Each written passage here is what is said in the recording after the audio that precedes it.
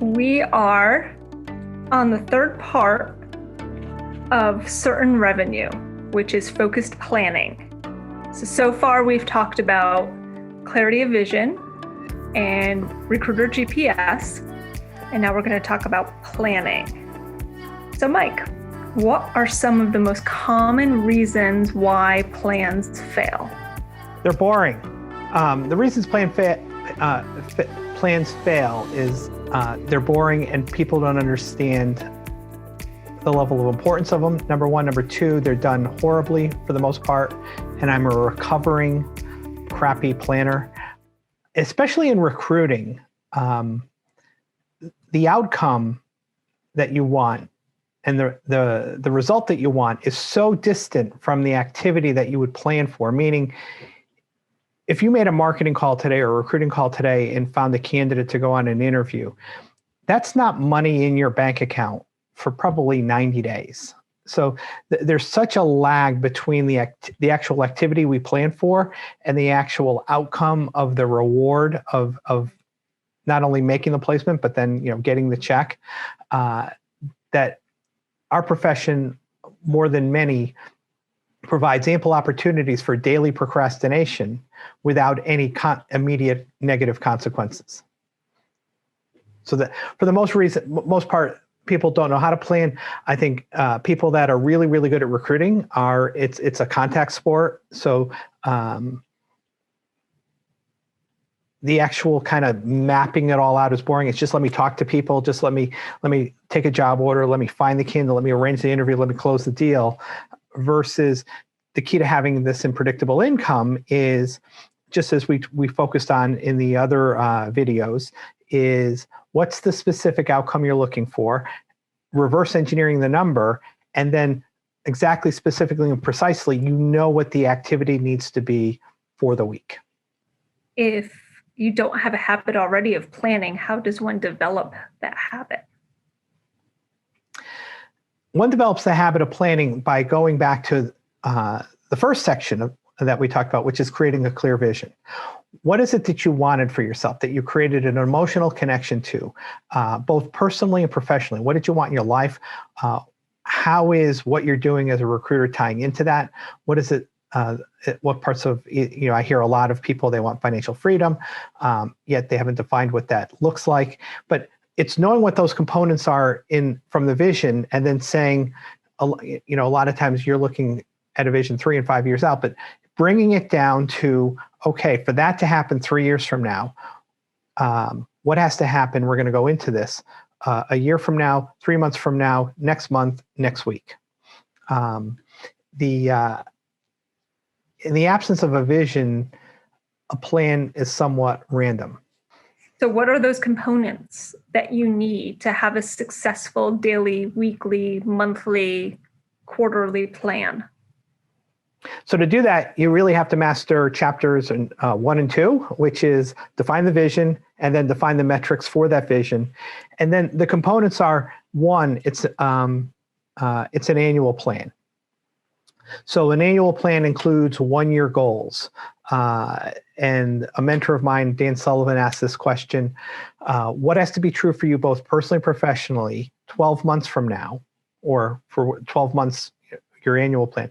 What has to be true for you both personally and professionally 12 months from now for you to be really happy with your progress? So you answer that question. So then I would be having in that, the answer to that question, your role, your revenue, the types of clients you had, the type of personal life you had.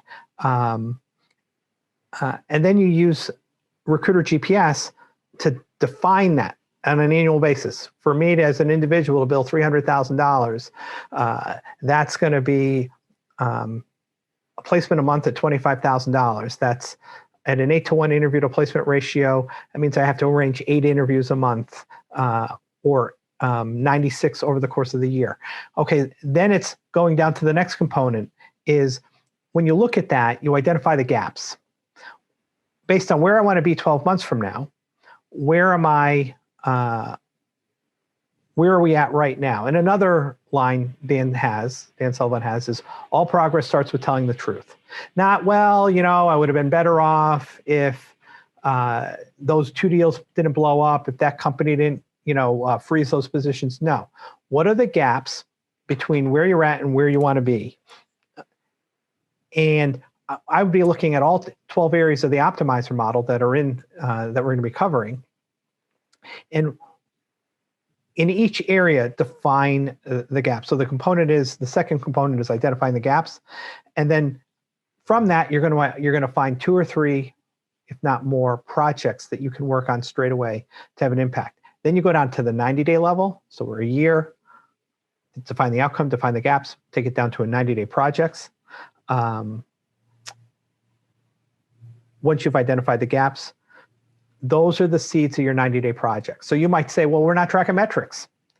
And the way to define a project successfully is define the specific outcome. So you can't just say, oh, we're going to track metrics this quarter. No.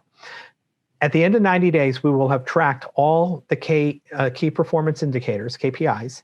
And at the end of 90 days, we will know our marketing presentation to job order ratio, our recruit presentation to interview, first-time interview ratio, and we'll be able to forecast revenue 90 days out. So that's kind of the outcome from the project. The actions, this is an example in that project, would be step 1, track all KPIs daily. Step 2, set up metrics tracking software or a portal, and you can get that. We have one at the Recruiter U. Step 3, establish policy for entering the numbers weekly. You need a policy and a protocol, especially if you have a team. How do they track it?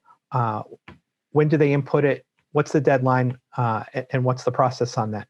And then step 4 is review team numbers weekly and coach on gaps. So that would be like a small project, implementing metrics. 1, you have a specific outcome you want, which means we're going to be able to forecast revenue. We'll be able to do that within 90 days. And for us to do that, here are the very specific actions. Each one of these is measurable. And then the next component then logically is a monthly plan. So both personally and professionally, what do I want to accomplish for the month? Free time, doing what? What is our plan for family, for my health? For the month, how many first-time interviews do I need as an individual, or do we need as a company? Which one of those quarterly projects we just talked about, what slice of that will we start, finish over the next month? And then you outline the projects or the slices of the projects you said need to be done in the quarter. What part of that specifically would be done by the end of the month? And then you go down to, lastly, you go down to weekly. And everything revolves, we're in the section about certain revenue. Everything revolves in recruiting around the first-time interview. So going back to that example of an individual that wants $300,000 a year that needs 2 interviews a week, where are my 2 interviews coming from this week? That's the question. And you might go, well, geez, I don't really have any searches to work on. That means my plan really has to be heavy around marketing this week. Or you might have a bunch of searches. And then where are my first-time interviews coming from this week? Prioritizing the quality of the searches.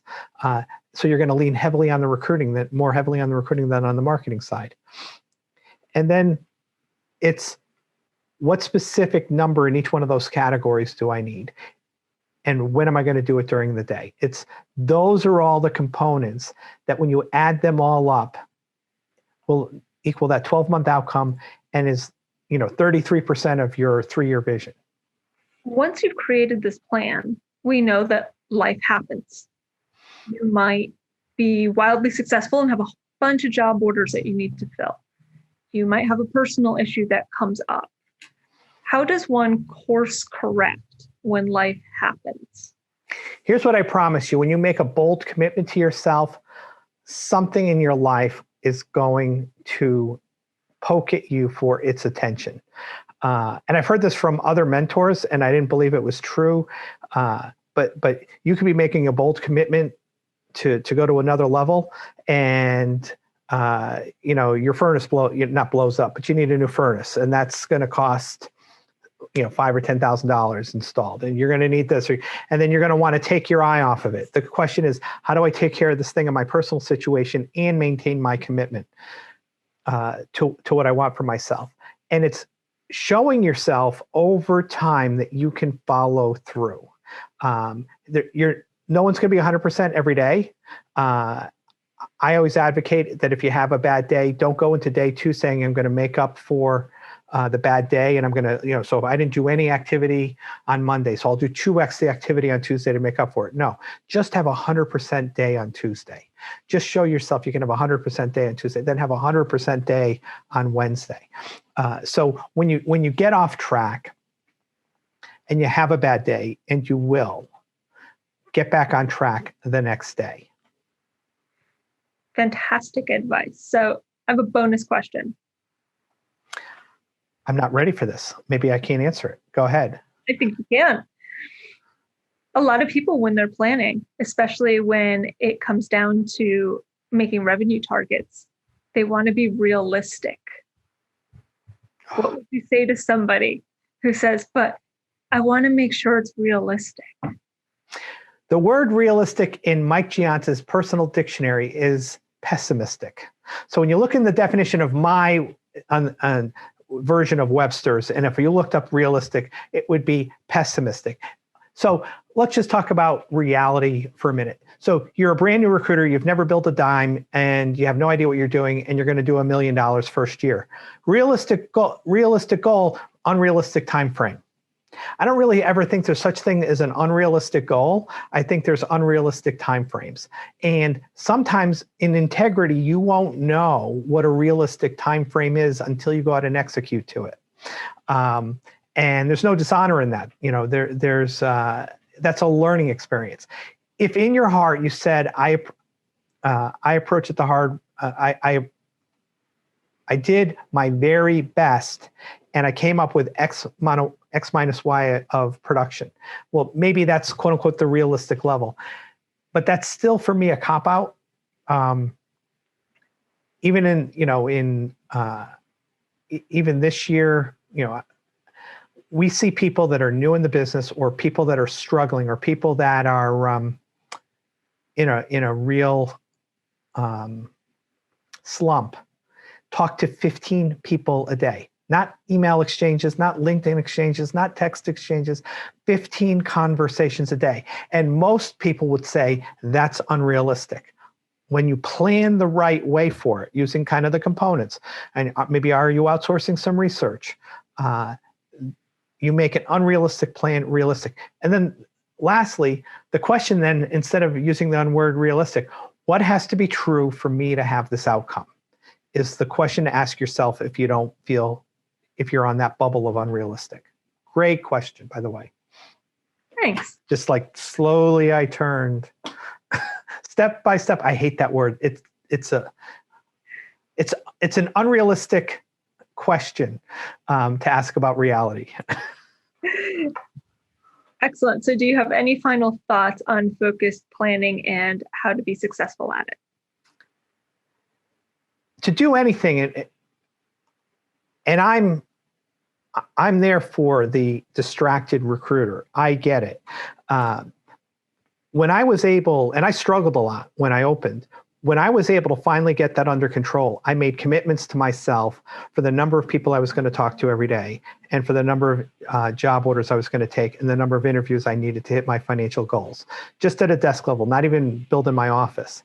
And when I got into that rhythm, because if you know what that goal is, then you say, okay, well, I need to talk to X amount of people. Then you say, okay, I need to plan. Now I get down to daily planning.